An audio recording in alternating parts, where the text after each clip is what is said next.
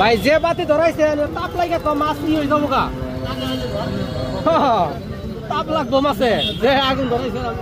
যে মশাল ধরাইছেন ব্যক্তি তাপ হইয়া আপনার মাছটা ই হবো আরো ক্ষতি হবো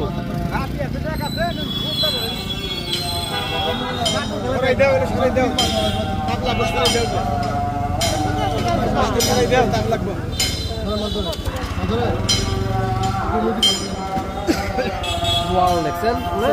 ভাই বোয়াল গুলা দেখেন কয় কেজি দেখেন কোন দিকে আনছেন না বাসা মাছ বাসা শিরুম মাছ এটা কয় কেজি হবে ওটা 1500 কেজি কত করে এটা